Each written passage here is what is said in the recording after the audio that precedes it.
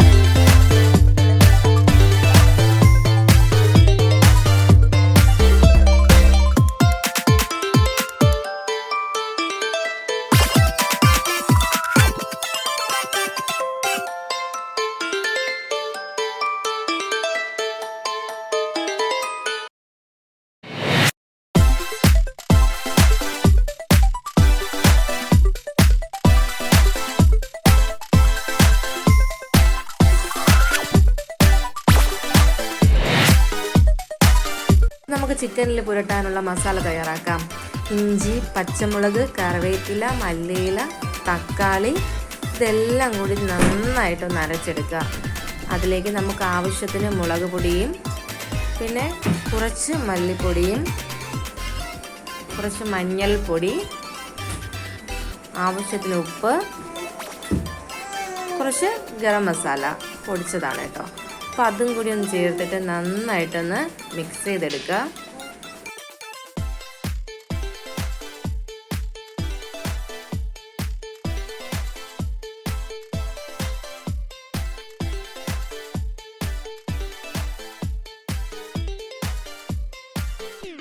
അപ്പോൾ നമ്മുടെ മസാല കൂട്ട് തയ്യാറായിട്ടുണ്ട്.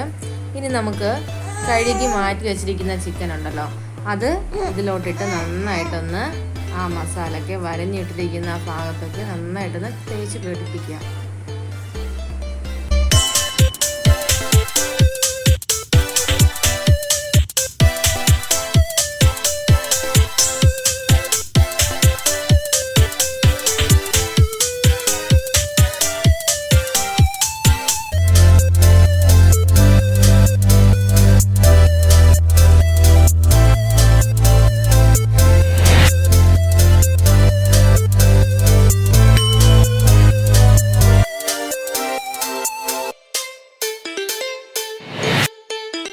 മസാല ഒക്കെ പുരട്ടി കഴിഞ്ഞാലുണ്ടല്ലോ, നമ്മൾ ഈ മസാല പുരട്ടിയ ചിക്കൻ ഏകദേശം ഒരു 2-3 മണിക്കൂറെങ്കിലും റെസ്റ്റ് ചെയ്യാനായിട്ട് മാറ്റി വയ്ക്കണം. അപ്പോഴേ കറക്റ്റ് ആ മസാലയൊക്കെ അത് ചേർന്ന് നല്ല ടേസ്റ്റായിട്ട് കിട്ടത്തുള്ളൂ.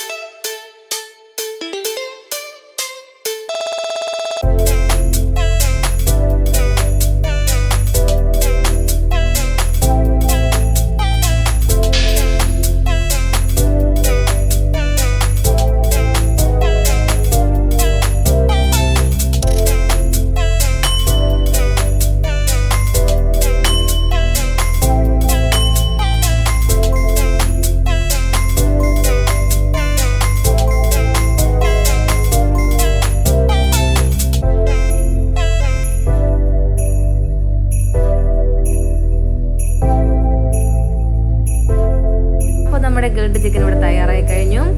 ഇതിന് നമ്മളെല്ലാവരും ചേർന്ന് കഴിക്കാൻ പോവാം കേട്ടോ. പിന്നെ ഇതിൻ്റെ കോമ്പിനേഷൻ എന്താണെന്നറിയോ?